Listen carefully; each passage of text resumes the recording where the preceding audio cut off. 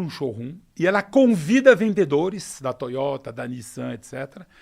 E fala, essa é a gama de produto que eu quero vender. Aí o vendedor da Toyota, que tem 40% do mercado, ele olha e fala, meus clientes não compram esse carro, muito obrigado. O cara da Nissan vai lá, faz test drive e fala, meus clientes não vão comprar esse carro, muito obrigado. E na prática, você não consegue pegar vendedor bom, porque eles já têm a clientela dela e a aposentadoria deles é quando eles vendem a carteira deles. Então, os market shares no Japão são assim, a Toyota tem 40%, faz 40 anos. A Nissan tem 25%, faz 40 anos. A Honda tem 20%, faz 40 anos. A Subaru tem 8%, faz 40 anos.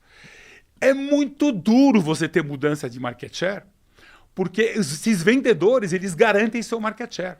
Tem algum outro lugar no mundo que Não. existe esse plano de carreira de Não. vendedor de carro? Não. E, nossa, espetáculo. O Japão tem muitas suas peculiaridades. Você falou de japonês compra carro japonês. O japonês compra tudo japonês, né?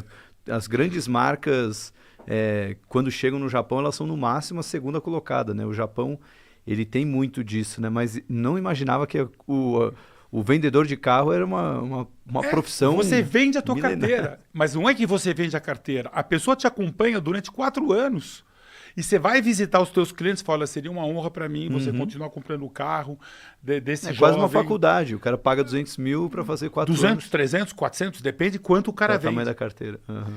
Então, você achar que carro chinês vai entrar no mercado japonês, not gonna happen.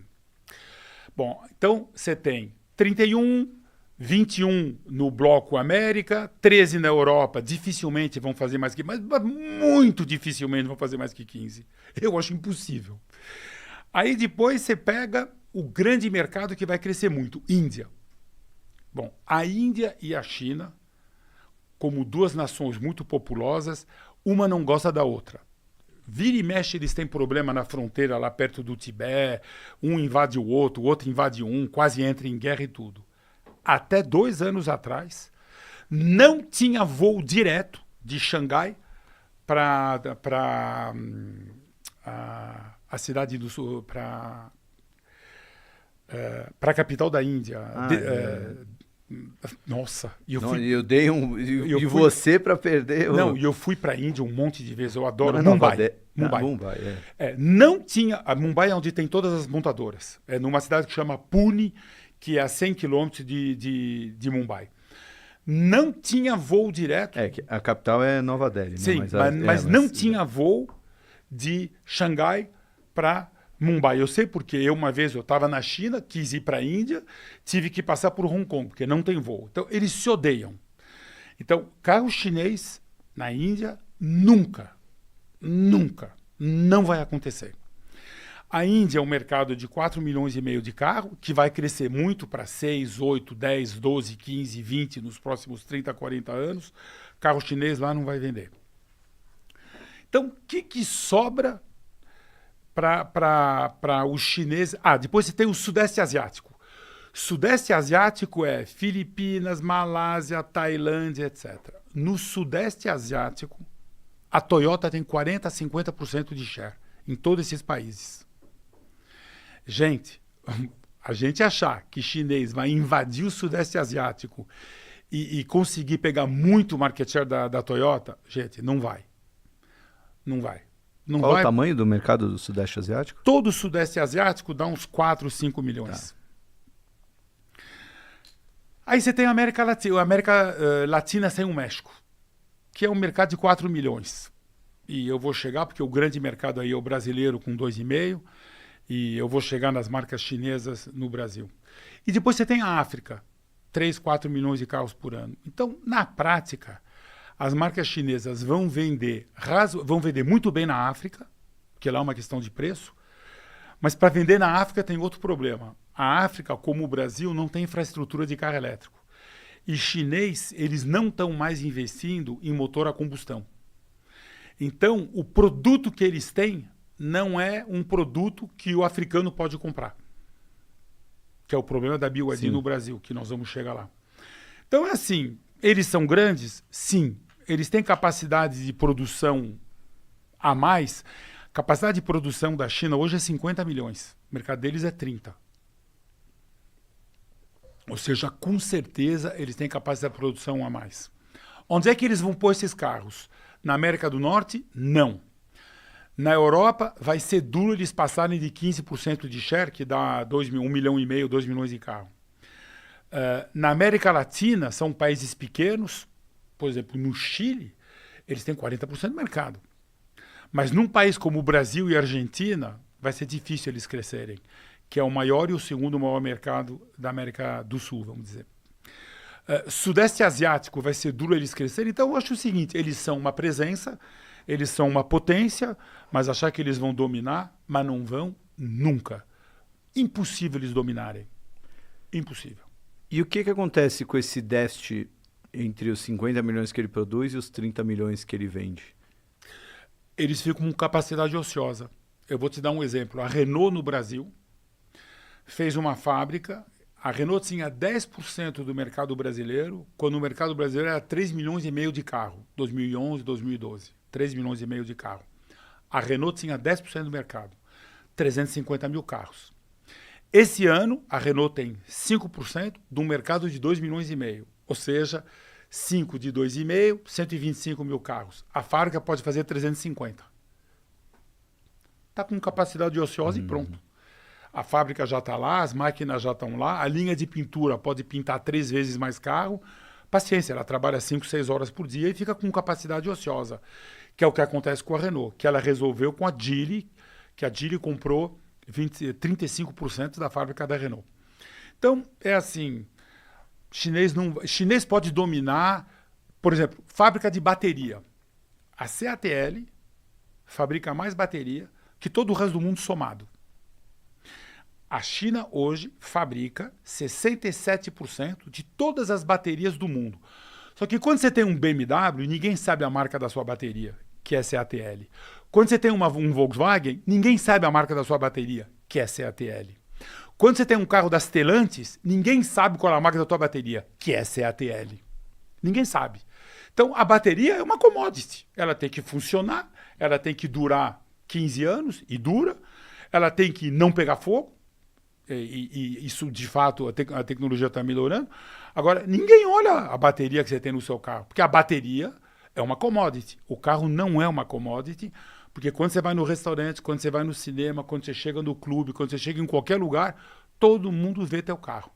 E se você é uma pessoa que tem dinheiro e você tem um Fiatzinho, você está fazendo um statement. Para mim, carro não é importante. E se você compra uma BMW, é outra coisa. E se você compra um carro elétrico, é outra coisa. Então, carro é diferente. Uhum. Pô, que aula aqui. Já consegui mapear um monte de coisa aqui dos dados. Então, a grande conclusão, a China, de fato, é um mercado muito grande, tanto de consumo quanto de produção, mas pela natureza do produto carro, ela não tem como entrar nos mercados desenvolvidos de maneira geral. Nos Estados Unidos, pela questão da tarifa também, né? Proibido. Estados Unidos proibido. E onde ela pode entrar não tem infra, né? Que seria no caso do Brasil e África. Brasil e África, Brasil, Argentina, África. Tem uma coisa interessante. O Uruguai baixou o imposto para carro elétrico. Nosso vizinho aqui, 3 milhões e meio de habitantes. Com uma renda per capita que é o dobro da brasileira. O Uruguai baixou a alíquota de importação e baixou o IVA, que é o imposto. Então, o carro elétrico lá é mais barato que o carro a gasolina. E carro elétrico lá já é 25% do mercado. E quando você fala com o uruguaio, eles falam, nós temos 2 carros em casa, porque a gente vai muito para a Argentina e para o Brasil, e para ir para a Argentina e para o Brasil, a gente tem que ter um carro a gasolina, porque não tem carregador. Então, o uruguaio vai para Florianópolis de carro, de férias, com carro elétrico, ele não chega. Mas ele sabe. Ele fala, nosso país é pequeno, de Montevideo até Punta del Este é 140 quilômetros, eu me viro com carro elétrico. Mas eu sei que se eu quero ir para a Argentina ou se eu quero ir para o Brasil, eu tenho que ter um carro a combustão. Uhum. Então, o carro elétrico, num país eco, num país pequeno como esse, pode chegar a 30%, 40%, 50% do mercado. Agora, o Uruguai importa petróleo. A gente exporta petróleo. Nós estamos numa situação completamente diferente, que depois eu vou falar dos países onde a venda de carro elétrico está crescendo, e a gente vê bem por que a venda de carro elétrico cresce. Mas, por exemplo, nos países grandes, Estados Unidos, 8% de carro elétrico. Canadá, 8% de carro elétrico. Austrália, 8% de carro. Isso é país rico. Brasil é 3%. Não tem estrutura de carregamento e não dá para ter. O pessoal usa o carro para viajar. E você não consegue viajar com um carro elétrico. Mesmo na Europa, é complicado. Tem restrições. Então, como na China, quando eu falo com todas as montadoras chinesas, elas não querem mais investir em tecnologia de motor a combustão interna e em câmbio automático. Elas falam o futuro é elétrico. Então, de fato, quando você fala de carro elétrico, eles vão ter um share grande. Mas carro elétrico, contrariamente ao que todo mundo fala por aí, ou já tem alguns não falando, carro elétrico não vai ser a maioria dos carros vendidos no mundo. Vai ser na China. A China é um problema separado. Nos Estados Unidos não vai ser, no Canadá não vai ser, na Austrália não vai ser, no Brasil não vai ser, na Argentina não vai ser. Na Europa, carro elétrico esse ano está com 18% de share. Mas 18 é pouco, hein? Nós estamos longe ainda. Tem muito carro com motor a combustão sendo vendido na Europa. 82%. Cara, já deu uma puta aula aí, Sérgio. Sensacional. Mas depois a gente explora o resto do mundo. Queria focar ainda na China.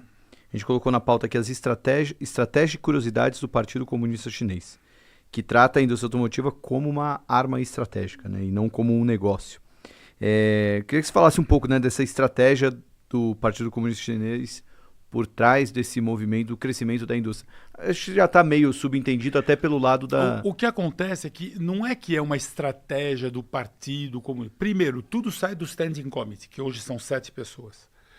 Então, eles falaram, nós temos que investir em carro elétrico. Lá, lembra, eles importam 10 milhões de barris por dia. E eles têm um problema de segurança desse fornecimento, porque oleoduto, um míssel acabou o oleoduto. Então, oleoduto não é um problema. Como é que você faz para passar de barco? Se você não consegue passar de barco. Então, petróleo é complicado para o chinês. Então, o que acontece? Quando você tem o Standing Committee que fala, nós vamos investir em carro elétrico. Você tem os estados, os governadores dos estados. Na China funciona assim. Quem manda no estado é o secretário do partido no estado, não é o governador. O governador é menos importante que o secretário do partido. Então, o secretário do partido, para ficar bem junto ao governo central, ele faz até mais do que o governo central gostaria. O que eles fazem lá? Quando você vai fazer uma fábrica, e, por exemplo, o estado onde está a JAC, que é o estado de Anhui, ele convidou a BYD para ir lá. Ele te dá o terreno, ele te dá a máquina, e ele te dá as máquinas, e ele te dá a construção. Mas você tem que garantir um volume de produção. Se você não fizer o volume de produção, você tem que pagar a fábrica. Então, o que acontece? Todos os estados, para serem bem vistos pelo Partido Central, o governo central, aqueles 7 pessoas do Standing Committee, eles não querem ter 50 milhões de capacidade fabril. Porque eles falam, gente, vocês são loucos, não tem mercado para 50 milhões. Só que os estados, na vontade de satisfazer a autoridade máxima da autocracia, coisa que você não tem numa democracia, o governador da Califórnia briga com Trump. Lá ninguém briga com o Standing Committee. Então, o que acontece? Eles fizeram demais. Eles fizeram demais. E hoje, o governo chinês fez uma lei proibindo as marcas chinesas de baixarem preço lá dentro. Porque eles falam, gente, vocês estão estragando o mercado de vocês.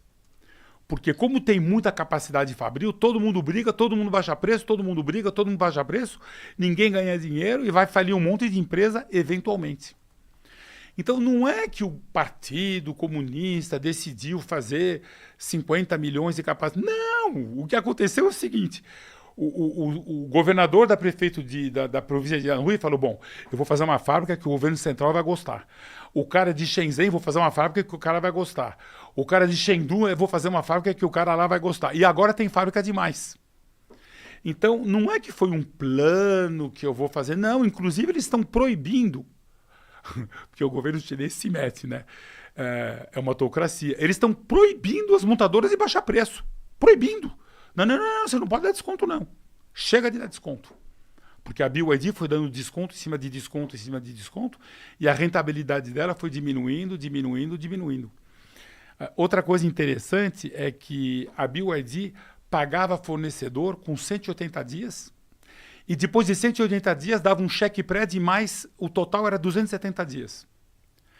Aí os fabricantes de autopeça foram no governo central e falaram, escuta, a gente não consegue viver desse jeito. Fizeram uma lei, montadora tem que pagar fornecedor em 60 dias. É lei. Então é assim, o governo quer controlar, o problema é que fugiu um pouco do controle dele. Você entendeu? Então não é que é um plano secreto, não. Simplesmente os estados fizeram demais e agora eles estão com muita capacidade e vai ficar capacidade ociosa, que nem a Renault tem capacidade ociosa e pronto. Bom, muito bom. Ó, mais de 850 pessoas aí acompanhando a live.